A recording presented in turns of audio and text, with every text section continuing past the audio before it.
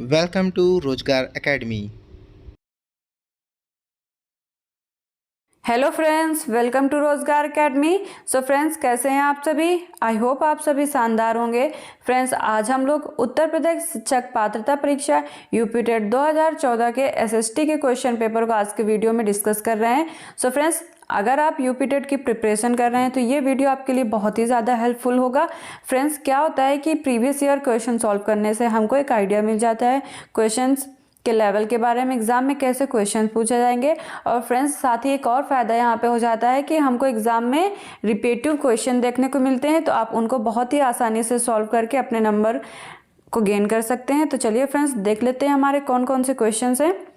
हमारा पहला क्वेश्चन कह रहा है दीन ए इलाही की स्थापना किसने की? Option Mohammad Ghaznavi, option second Humayun, option third Akbar, option fourth Sher Shah Suri. इसका करेक्ट आंसर है option number third Akbar. Okay, तो दीन ए इलाही की स्थापना अकबर ने की थी 1582 ईस्वी में। ओके, याद रखिएगा, अकबर ने की थी 1582 ईस्वी में। चलिए अगला क्वेश्चन देखते हैं। और अगला क्वेश्चन है निम्नलिखित में से किसे भारत का नेपोलियन कहा जाता है? Option Chandragupta, option second Harshvardhan, option third Chandragupta Vikramaditya, option fourth Samudragupta. इसका करेक्ट आंसर है option number fourth Samudragupta. Okay, याद रखिएगा, भारत का नेपोलियन किसे कहा गया? समुद्रगुप्त को। ये एक गुप्तकालीन शासक थे, गुप्ता पीरियड के रूलर थे, याद रखिएगा, समुद्रगुप्त। ओके, चलिए अगला क्वेश्चन देखते हैं। और अगला क्वेश्चन है त्रिपिटक ग्रंथ किस धर्म से संबंधित है? ऑप्शन वैदिक धर्म, बौद्ध धर्म, जैन धर्म, शैव धर्म। इसका करेक्ट आंसर है ऑप्शन नंबर सेकंड बौद्ध धर्म। ओके, तो त्रिपिटक ग्रंथ किससे संबंधित है? बौद्ध धर्म से। कौन कौन से त्रिपिटक ग्रंथ थे? तो विनय पिटक, सुत्त पिटक। ओके, याद रखिएगा, विनय पिटक, सुत्त पिटक और अभिधम पिटक। तो ये 3 पिटक थे बौद्ध धर्म के। ओके, चलिए अगला क्वेश्चन देखते हैं। और अगला क्वेश्चन है महाराजा धीराज की उपाधि धारण करने वाला प्रथम गुप्त शासक था? Option Srigupta, option second Ghatotkacha, option third Chandragupta प्रथम, ऑप्शन फोर्थ चंद्रगुप्त द्वितीय। इसका करेक्ट आंसर है ऑप्शन नंबर थर्ड चंद्रगुप्त प्रथम। ओके, तो पहला शासक कौन था जिसने महाराजा धीराज की उपाधि धारण की? तो वो थे चंद्रगुप्त प्रथम। ओके, इन्होंने महाराजा धीराज की उपाधि धारण की। और भी इनकी कुछ उपाधियां थी, जैसे विक्रमादित्य, ये भी इनकी उपाधि थी विक्रमादित्य। ओके, चलिए अगला क्वेश्चन देखते हैं। और अगला क्वेश्चन है हुमायूं नामा किसने लिखा था? Option Abul Fazal, option second Badayuni, option third Gulbadan Begum, option fourth Humayun. इसका करेक्ट आंसर है option number third Gulbadan Begum. Okay, तो हुमायूं नामा की रचना किसने की थी? गुलबदन बेगम ने। याद रखिएगा, ये हुमायूं की बहन थी। ओके, तो ये हुमायूं की बहन थी और बाबर की बेटी थी जिन्होंने हुमायूं नामा की रचना की। ओके, चलिए अगला क्वेश्चन देखते हैं। और अगला क्वेश्चन है भारत में परमाणु शक्ति का केंद्र कौन सा है? Option Digboi, option second Chandrapur, option third Raniganj, option fourth Kalpakkam. इसका करेक्ट आंसर है option number fourth Kalpakkam. Okay, तो भारत में परमाणु शक्ति का कौन सा केंद्र है? कलपक्कम। और ये कहाँ है? ये तमिलनाडु में है। ओके, ये कहाँ है? तमिलनाडु में। चलिए अगला क्वेश्चन देखते हैं। और अगला क्वेश्चन है पृथ्वी एवं सूर्य के मध्य अधिकतम दूरी की स्थिति को किस नाम से जानते हैं? ऑप्शन उपसौर, ऑप्शन सेकेंड अपसौर, ऑप्शन थर्ड विषुवत, ऑप्शन फोर्थ संचालन। इसका करेक्ट आंसर है ऑप्शन नंबर सेकेंड अपसौर। ओके, तो पृथ्वी अर्थ और सन के बीच की जो दूरी है, अधिकतम दूरी, उसको किस नाम से जानते हैं? तो अपसौर। और फ्रेंड्स, ये 4 जुलाई को अधिकतम दूरी होती है, याद रखिएगा, 4 जुलाई को। और जो ये उपसौर है, यहाँ पे फ्रेंड्स अर्थ और सन के बीच की दूरी न्यूनतम होती है, कम होती है। और ये कब होता है? ये 3 जनवरी को। ओके, याद रखिएगा दोनों कंडीशन। चलिए अगला क्वेश्चन देख लेते हैं। और अगला क्वेश्चन है हमारा निम्नलिखित तिथियों में से किस पर ग्रीष्म अयनांत होता है? ऑप्शन 22 दिसंबर, 21 मार्च, ऑप्शन थर्ड 23 सितंबर और ऑप्शन फोर्थ 21 जून। तो इसका करेक्ट आंसर है ऑप्शन नंबर 4 21 जून। ओके, तो ग्रीष्म अयनांत की कंडीशन कब बनती है? 21 जून को। यहाँ पे क्या होता है फ्रेंड्स कि 21 जून को सूर्य कर्क रेखा पर लंबवत चमकता है। ओके, याद रखिएगा कर्क रेखा पर। और फ्रेंड्स 21 जून को क्या होता है? दिन बड़े होने लगते हैं और रात छोटी। ओके, चलिए अगला क्वेश्चन देखते हैं। और अगला क्वेश्चन है हमारा, निम्नलिखित पर्वत प्रकारों में से कौन भ्रंशन द्वारा उत्पन्न होता है? ऑप्शन वलित पर्वत, ऑप्शन सेकंड ज्वालामुखी पर्वत, ऑप्शन थर्ड गुंबदाकार पर्वत और ऑप्शन फोर्थ अवरोधी पर्वत।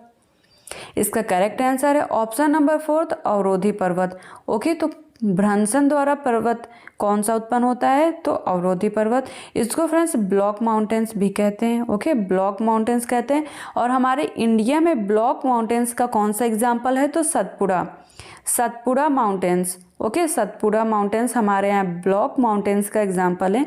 इसका एक और एग्जाम्पल है कौन सा? जर्मनी का black forest. Okay, black forest कहाँ है? जर्मनी का।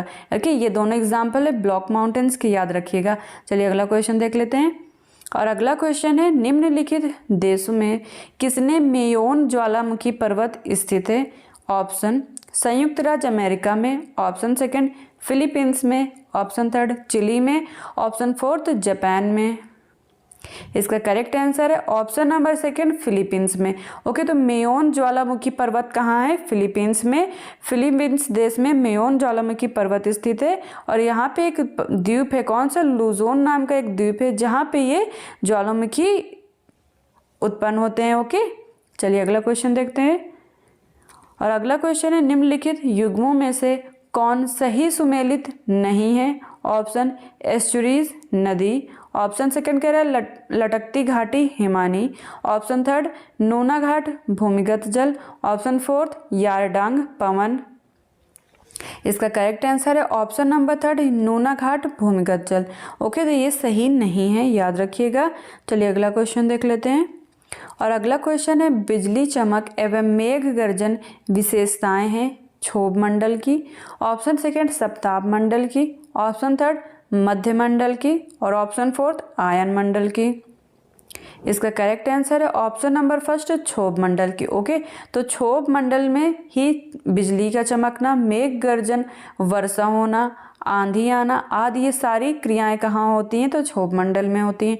ओके, चलिए अगला क्वेश्चन देख लेते हैं।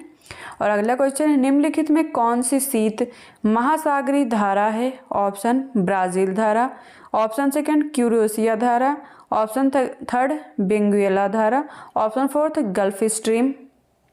इसका करेक्ट आंसर है ऑप्शन नंबर थर्ड बेंगुएला धारा। ओके, तो बेंगुएला धारा एक ठंडी जल धारा है जो कि अटलांटिक महासागर की है। ओके, याद रखिएगा। चलिए अगला क्वेश्चन देखते हैं। और अगला क्वेश्चन है, सूचना का अधिकार अधिनियम कब पारित किया गया? ऑप्शन जुलाई 2007, जून 2006, ऑप्शन थर्ड मार्च 2005 और ऑप्शन फोर्थ जून 2005। इसका करेक्ट आंसर है ऑप्शन नंबर 4 जून 2005। ओके, तो सूचना का अधिकार जून 2005 में पारित किया गया था। कब? 15 जून को। ओके, 15 जून 2005 को सूचना का अधिकार हमारा पारित किया गया था। चलिए अगला क्वेश्चन देखते हैं। और अगला क्वेश्चन, भारत में दल विहीन लोकतंत्र का प्रस्ताव सर्वप्रथम किसने प्रस्तुत किया? Option Jayaprakash Narayan, option second M N. Roy, option third Mahatma Gandhi, option fourth Vinoba Bhave. इसका करेक्ट आंसर है option number first Jayaprakash Narayan. Okay, तो जयप्रकाश नारायण जी ने भारत में सर्वप्रथम दल विहीन लोकतंत्र का प्रस्ताव प्रस्तुत किया था। ओके, चलिए अगला क्वेश्चन देखते हैं।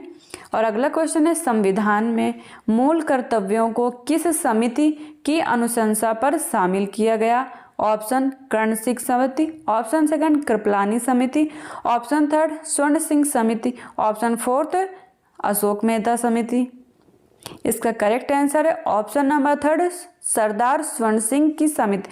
ओके, तो सरदार स्वर्ण सिंह समिति की अनुशंसा पर भारत में मूल कर्तव्यों को शामिल किया गया था। कब शामिल किया गया था मूल कर्तव्यों को? तो 42वें संविधान संशोधन 1976 द्वारा। ओके, ये इंपॉर्टेंट डेट है, याद रखिएगा। 42वें संविधान संशोधन 1976 द्वारा मूल कर्तव्यों को जोड़ा गया था। ओके, और मूल कर्तव्य कहाँ से लिए गए हैं? तो ये रूस से लिए गए हैं। कहाँ से लिए गए हैं? रूस से लिए गए हैं, इंपॉर्टेंट है, याद रखिएगा। और पार्ट 4, ओके, ये भी याद रखिएगा, पार्ट 4 के ए में है मूल कर्तव्य, ओके। फंडामेंटल ड्यूटीज हमारी संविधान के पार्ट 4 के ए में है, क्लॉज ए में है, ओके। और इनका आर्टिकल क्या है, तो आर्टिकल है 51A। तो ये हमारी कुछ छोटी सी इन्फॉर्मेशन हो गई मूल कर्तव्यों के बारे में, ओके। चलिए अगला क्वेश्चन देख लेते हैं। और अगला क्वेश्चन है, वित्त आयोग के गठन का प्रावधान भारतीय संविधान के किस अनुच्छेद में है? ऑप्शन अनुच्छेद 280, अनुच्छेद 270, अनुच्छेद 380, अनुच्छेद 180। इसका करेक्ट आंसर है ऑप्शन नंबर फर्स्ट, अनुच्छेद 280, ओके। तो याद रखिएगा वित्त आयोग का गठन किस आर्टिकल के तहत किया गया, तो आर्टिकल 280, ओके। ये बहुत ही इंपॉर्टेंट है, याद रखिएगा वित्त आयोग किस आर्टिकल में दिया है, तो 280 में, ओके। चलिए अगला क्वेश्चन देखते हैं। और अगला क्वेश्चन है, संवैधानिक प्रश्नों की सुनवाई निम्न में से कितने न्यायाधीश करते हैं? ऑप्शन 5, 10, 7, 9। इसका करेक्ट आंसर है ऑप्शन नंबर फर्स्ट 5, ओके। तो संवैधानिक प्रश्नों की सुनवाई 5 जज की बेंच करती है, ओके। 5 जज की बेंच हमारी सुनवाई करती है संवैधानिक प्रश्नों की। चलिए अगला क्वेश्चन देखते हैं। और अगला क्वेश्चन है, लोक अदालत द्वारा पहली बार मुकदमे की सुनवाई कब की गई? ऑप्शन 6 अक्टूबर 1985, 4 अप्रैल 1977, 26 जनवरी 1950, 23 सितंबर 2013। इसका करेक्ट आंसर है ऑप्शन नंबर फर्स्ट 6 अक्टूबर 1985, ओके। याद रखिएगा लोक अदालत द्वारा पहली बार मुकदमे की सुनवाई कब की गई थी, तो 6 अक्टूबर 1985 को, ओके। चलिए अगला क्वेश्चन देखते हैं। और अगला क्वेश्चन है, संविधान सभा किसके अंतर्गत स्थापित की गई थी? Option Cripps mission, option second cabinet mission, option third Wavell plan, option fourth Nehru report. इसका करेक्ट आंसर है option number second cabinet mission, okay. तो कैबिनेट मिशन के थ्रू भारत में हमारे एक संविधान सभा का निर्माण किया गया था, याद रखिएगा। और 1946 में कैबिनेट सभा की स्थापना की गई थी, ओके। चलिए अगला क्वेश्चन देखते हैं। और अगला क्वेश्चन है, दक्षिण के किस देश में संविधान निर्माती सभा का हाल ही में चुनाव हुआ है? Option Bangladesh, option second Nepal, option third Maldives और ऑप्शन फोर्थ संगीत रत्नाकर। ये फ्रेंड्स हमारा करंट बेस्ड क्वेश्चन आया हुआ है 2014 के अकॉर्डिंग यहाँ पे पूछा गया है। तो इसका करेक्ट आंसर है option number second Nepal, okay. चलिए अगला क्वेश्चन देख लेते हैं। और अगला क्वेश्चन है, पंडित सारंगदेव द्वारा रचित ग्रंथ का नाम है? ऑप्शन संगीत सुधाकर, ऑप्शन सेकेंड संगीत दिवाकर, ऑप्शन थर्ड संगीत शास्त्र, ऑप्शन फोर्थ संगीत रत्नाकर। इसका करेक्ट आंसर है ऑप्शन नंबर फोर्थ संगीत रत्नाकर, ओके। तो पंडित सारंग द्वारा कौन से रचित ग्रंथ है? तो संगीत रत्नाकर इनके द्वारा एक रचित ग्रंथ है। और फ्रेंड्स ये 2015 के क्वेश्चन पेपर में भी पूछा गया था, ओके। हम लोग ने डिस्कस किया था। तो देखिए फ्रेंड्स 2014 में पूछा गया और उसके तुरंत बाद 2015 में क्वेश्चन फिर से पूछा गया, ओके। तो ये देखिए ये इनकी इंपॉर्टेंस होती है प्रीवियस ईयर क्वेश्चन सॉल्व करने की, ओके। चलिए अगला क्वेश्चन देख लेते हैं। और अगला क्वेश्चन है, भारत में सांगीतिक विकास के क्रम में किस काल को स्वर्ण युग कहा जाता है? ऑप्शन मध्यकाल, ऑप्शन सेकंड प्राचीन काल, ऑप्शन थर्ड ब्रिटिश काल और ऑप्शन फोर्थ आधुनिक काल। इसका करेक्ट आंसर है ऑप्शन नंबर फर्स्ट मध्यकाल, ओके। तो मध्यकाल में सबसे ज़्यादा संगीत का विकास हुआ था, ओके। और इसे स्वर्ण युग के नाम से भी जाना जाता है। चलिए अगला क्वेश्चन देखते हैं। और अगला क्वेश्चन है, क्रमिक पुस्तक मालिका किसने लिखी है? ऑप्शन पंडित भातखंडे, ऑप्शन सेकंड पंडित गुणे, ऑप्शन थर्ड पंडित पुलस्कर, ऑप्शन फोर्थ पंडित कैंकड़ी। इसका करेक्ट आंसर है ऑप्शन नंबर फर्स्ट पंडित भातखंडे, ओके। तो क्रमिक पुस्तक मालिका किसने लिखी है? पंडित भातखंडे ने। चलिए अगला क्वेश्चन देखते हैं। और अगला क्वेश्चन है, इनमें एक संधि प्रकाश राग है? Option Jaunpuri, option second Bhairav, option third Bihag, option fourth Vrindavani Sagar Sarang. इसका करेक्ट आंसर है option number second Bhairav, okay. तो संधि प्रकाश राग कौन सा है? भैरव है। और फ्रेंड्स संधि प्रकाश राग 2 बार गाया जाता है, ओके। 2 समय पे गाया जाता है। चलिए अगला क्वेश्चन देखते हैं। और अगला क्वेश्चन है, इनमें संगीतमय माना जाता है? Option Rigveda, option second Samaveda, option third Yajurveda, option fourth Atharvaveda. इसका करेक्ट आंसर है option number second Samaveda. Okay, Samaveda को संगीतमय माना गया है। इसी में संगीत के 7 स्वरों की उल्लेख मिलता है। ओके, संगीत के 7 स्वरों का सर्वप्रथम उल्लेख कहाँ पे मिलता है? तो सामवेद में। ओके, चलिए अगला क्वेश्चन देखते हैं। और अगला क्वेश्चन है अल्फ्रांसिसो एक प्रचलित किस्म है। ऑप्शन नाशपाती की, ऑप्शन सेकंड केले की, ऑप्शन थर्ड आम की और ऑप्शन फोर्थ सेब की। तो फ्रेंड्स इसका करेक्ट आंसर है ऑप्शन नंबर थर्ड आम की। ओके, तो अल्फ्रांसो किसकी एक किस्म है? तो आम की, याद रखिएगा। चलिए अगला क्वेश्चन देखते हैं। और अगला क्वेश्चन है पहाड़ी क्षेत्रों में बाग लगाने की कौन सी विधि अपनाई जाती है? ऑप्शन षटभुजाकार विधि, ऑप्शन सेकंड आयताकार विधि, ऑप्शन थर्ड कंटूर विधि, ऑप्शन फोर्थ पूरक विधि। इसका करेक्ट आंसर है ऑप्शन नंबर थर्ड कंटूर विधि। ओके, याद रखिएगा पहाड़ी क्षेत्रों में ढाल के अनुसार कंटूर विधि से बाग लगाए जाते हैं। ओके, याद रखिएगा कंटूर विधि। अगला क्वेश्चन देखते हैं। और अगला क्वेश्चन है जेली बनाने के लिए अति आवश्यक है साइट्रिक एसिड, ऑप्शन सेकंड फल का गूदा, ऑप्शन थर्ड नमक, ऑप्शन फोर्थ पेक्टिन।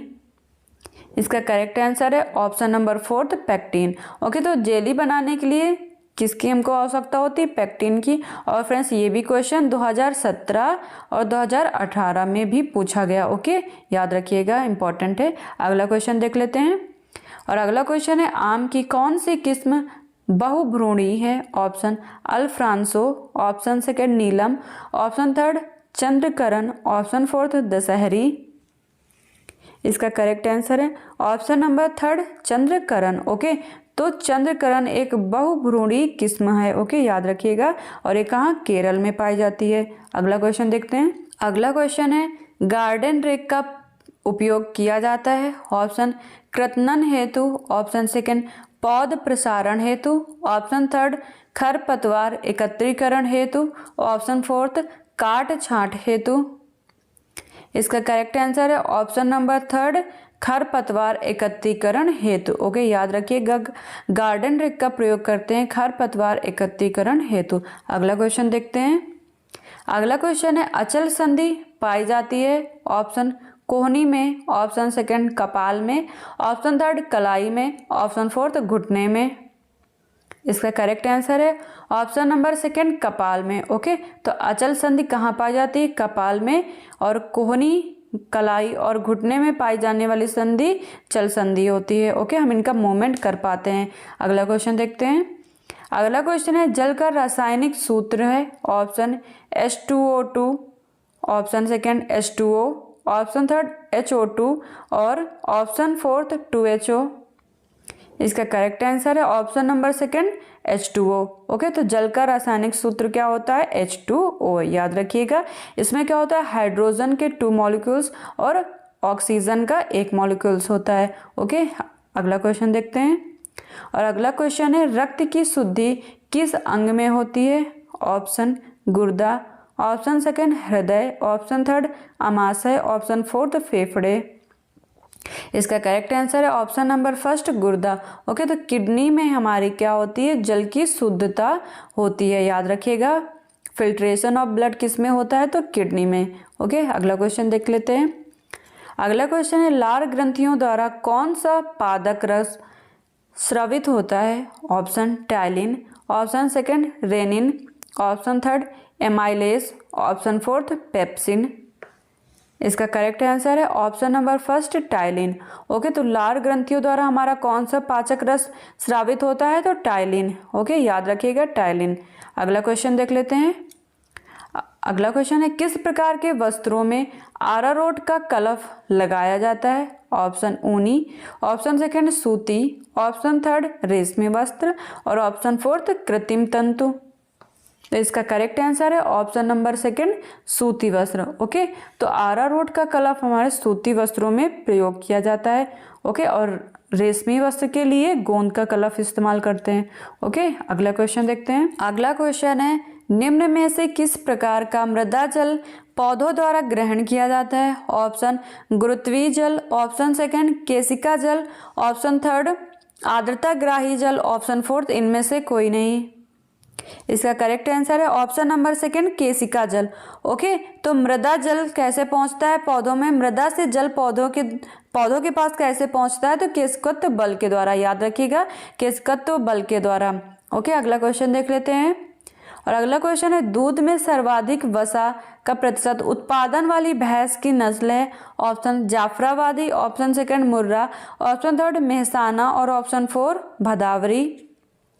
इसका करेक्ट आंसर है ऑप्शन नंबर 4 भदावरी। ओके, तो भदावरी नस्ल की भैंस में सर्वाधिक वसा होता है, फैट का प्रतिशत सर्वाधिक होता है, इनके मिल्क में लगभग 7.5% होता है। ओके, याद रखिएगा भदावरी भैंस के बारे में। अगला क्वेश्चन देखते हैं।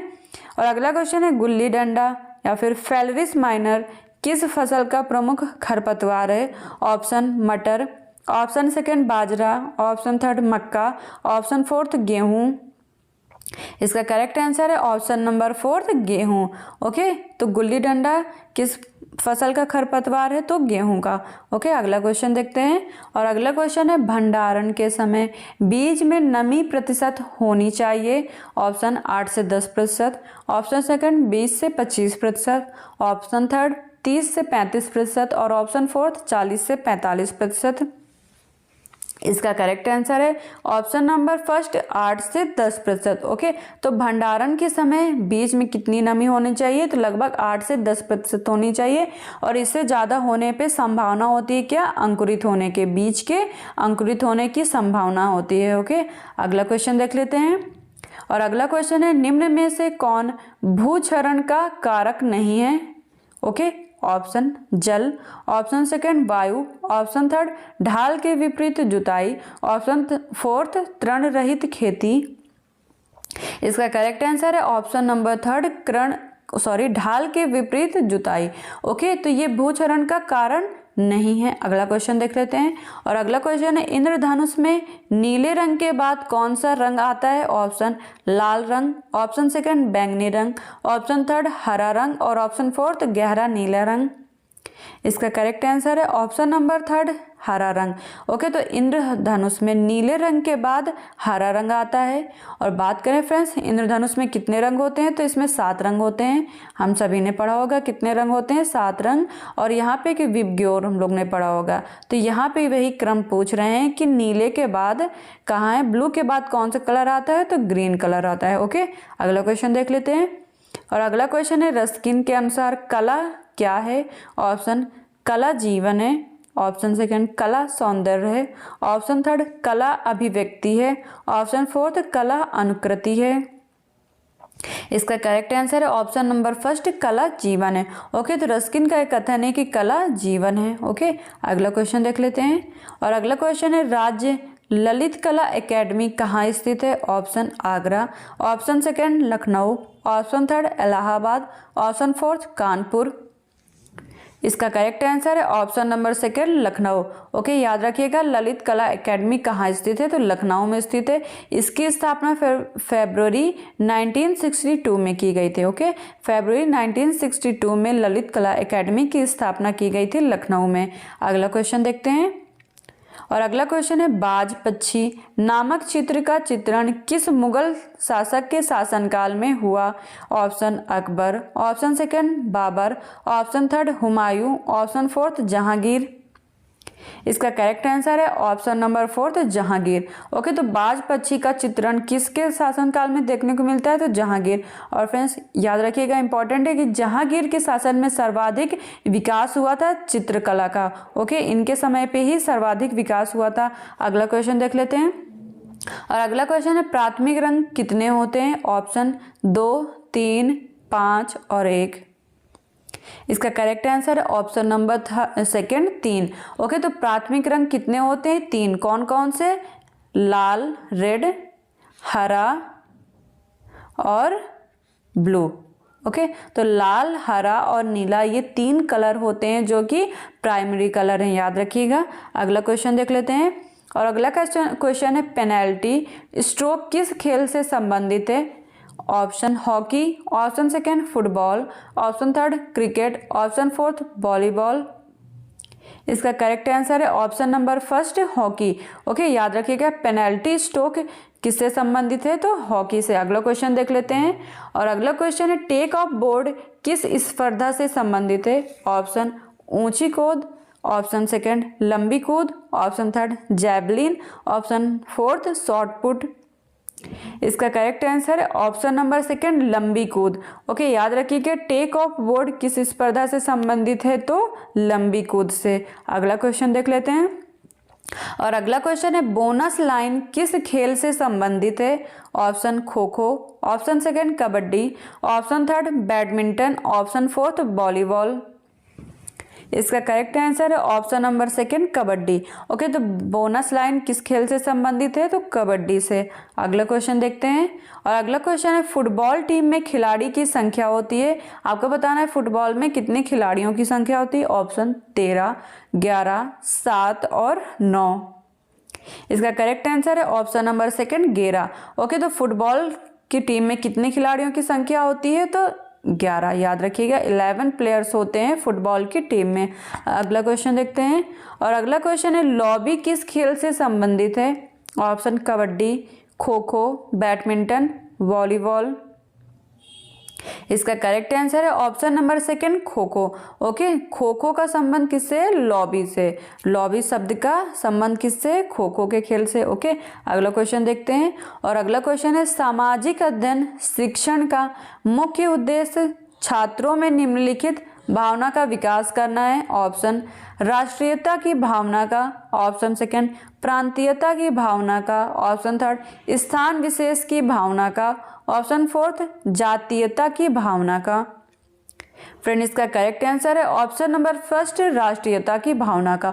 ओके, याद रखिएगा सामाजिक अध्ययन शिक्षण का हमारा मुख्य उद्देश्य क्या होता है? छात्रों में राष्ट्रीयता की भावना का विकास करना। अगला क्वेश्चन देखते हैं। अगला क्वेश्चन है निम्नलिखित में से कौन सा ऐसा विषय है जो सामाजिक अध्ययन को विषय वस्तु प्रदान नहीं करता है? ऑप्शन नागरिक शास्त्र, ऑप्शन सेकंड इतिहास, ऑप्शन थर्ड भूगोल, ऑप्शन फोर्थ दर्शन शास्त्र। इसका करेक्ट आंसर है ऑप्शन नंबर फोर्थ दर्शन शास्त्र। ओके, तो सामाजिक अध्ययन में दर्शन शास्त्र शामिल नहीं है। और फ्रेंड्स, ये वाला क्वेश्चन 2016-2018 में पूछा गया था। ओके, याद रखिएगा 2016 और 18 में दोनों साल ये क्वेश्चन पूछा गया। बाकी के सामाजिक अध्ययन में कौन कौन से हमारे सब्जेक्ट शामिल हैं? तो नागरिक शास्त्र, इतिहास, भूगोल और अर्थशास्त्र, ये 4 सब्जेक्ट हमारे सामाजिक अध्ययन में शामिल हैं और दर्शन शास्त्र शामिल नहीं है। ओके, अगला क्वेश्चन देखते हैं। अगला क्वेश्चन है सामाजिक अध्ययन लोगों तथा सामाजिक एवं भौतिक वातावरण के प्रति उनकी पारस्परिक क्रिया से संबंधित है। यह परिभाषा है, आपको बतानी है परिभाषा किसने दी है? ऑप्शन MP मुफात, ऑप्शन सेकंड राष्ट्रीय शैक्षिक अनुसंधान एवं प्रशिक्षण परिषद, ऑप्शन थर्ड माध्यमिक शिक्षा आयोग, ऑप्शन फोर्थ RC एचडिन। इसका करेक्ट आंसर है ऑप्शन नंबर सेकंड राष्ट्रीय शैक्षिक अनुसंधान एवं प्रशिक्षण परिषद। ओके, इनके द्वारा ये परिभाषा दी गई है कि सामाजिक अध्ययन लोगों तथा सामाजिक एवं भौतिक वातावरण के प्रति उनकी पारस्परिक क्रिया से संबंधित है। ओके, अगला क्वेश्चन देख लेते हैं। और अगला क्वेश्चन है सामाजिक अध्ययन के अंतर्गत भूगोल शिक्षण हेतु सर्वाधिक उपयोगी सहायक शिक्षण सामग्री है। ऑप्शन मानचित्र, ऑप्शन सेकंड समय रेखा चित्र, option third flash card, option fourth barometer. इसका करेक्ट आंसर है ऑप्शन नंबर फर्स्ट मानचित्र। ओके, तो सामाजिक अध्ययन में भूगोल पढ़ाने के लिए हमारे पास सर्वाधिक सहायक सामग्री कौन सी होगी? तो मानचित्र। ओके, और ये भी फ्रेंड्स 2017 में क्वेश्चन पूछा गया था। अगला क्वेश्चन देख लेते हैं। और अगला क्वेश्चन है इतिहास हमारे संपूर्ण भूतकाल का वैज्ञानिक अध्ययन तथा लेखा जोखा है कथन किसका है? Option doctor Radhakrishnan, option second Raphson, option third professor घाटे, ऑप्शन फोर्थ जोन्स। इसका करेक्ट आंसर है ऑप्शन नंबर थर्ड प्रोफेसर घाटे। ओके, तो इन्होंने एक कथन दिया था कि इतिहास हमारे संपूर्ण भूतकाल का वैज्ञानिक अध्ययन है तथा लेखा जोखा है। ओके, याद रखिएगा। अगला क्वेश्चन देखते हैं। और अगला क्वेश्चन है खजुराहो मंदिरों का निर्मित करवाया था, आपको बताना है खजुराहो के मंदिरों का निर्माण किसने करवाया था? Option Holkar, option second Pallava, option third Bundela, option fourth Chandela. तो इसका करेक्ट आंसर है ऑप्शन नंबर 4 चंदेल। ओके, तो खजुराहो मंदिर का निर्माण चंदेल शासकों ने करवाया था और खजुराहो मंदिर कहाँ है तो एमपी में है। ओके, याद रखिएगा। अगला क्वेश्चन देख लेते हैं और अगला क्वेश्चन है कनिष्क का दरबारी चिकित्सक था। Option Nagasena, option second Sushruta, option third Charaka, option fourth अश्वघोष। इसका करेक्ट आंसर है ऑप्शन नंबर 3 चरक। ओके, याद रखिएगा कनिष्क के दरबारी कवि थे चरक और इन्होंने चरक संहिता लिखी थी। ओके, चरक संहिता किसने लिखी थी तो चरक ने लिखी थी और ये कनिष्क के दरबारी चिकित्सक थे। अगला क्वेश्चन देख लेते हैं और अगला क्वेश्चन है निम्नलिखित में से किसे शाहजहां द्वारा निर्मित नहीं करवाया गया था। Option Taj Mahal, option second Delhi का लाल किला, ऑप्शन थर्ड दिल्ली का जामा मस्जिद, ऑप्शन फोर्थ बुलंद दरवाजा। इसका करेक्ट आंसर है ऑप्शन नंबर 4 बुलंद दरवाजा। ओके, तो बुलंद दरवाजे का निर्माण शाहजहां द्वारा नहीं करवाया गया था बल्कि अकबर द्वारा करवाया गया था। ओके, अकबर ने बुलंद दरवाजे का निर्माण करवाया था। कहाँ है फ्रेंड्स तो ये फतेहपुर सीकरी में स्थित है बुलंद दरवाजा। ओके, अकबर ने इसका निर्माण करवाया था। बाकी ताजमहल, दिल्ली का लाल किला और दिल्ली का जामा मस्जिद किसने निर्माण करवाया था तो शाहजहां ने करवाया था। ओके, अगला क्वेश्चन देखते हैं और अगला क्वेश्चन है गांधी जी ने असहयोग आंदोलन कब शुरू किया। ऑप्शन 1920 में, ऑप्शन सेकंड 1930 में, ऑप्शन थर्ड 1940 में, ऑप्शन फोर्थ 1941 में। इसका करेक्ट आंसर है ऑप्शन नंबर 1 1920 में। ओके, तो गांधी जी ने असहयोग आंदोलन 1920 में शुरू किया था 1 अगस्त को। 1 अगस्त 1920 को इन्होंने असहयोग आंदोलन शुरू किया था, याद रखिएगा। सो फ्रेंड्स, आज का हमारा लेक्चर यहीं पे समाप्त होता है। आई होप फ्रेंड्स आपको आज के लेक्चर से कुछ नया सीखने को जरूर मिला होगा। सो फ्रेंड्स, मिलते हैं आपसे नेक्स्ट लेक्चर में। Thank you so much for watching. Have a good day.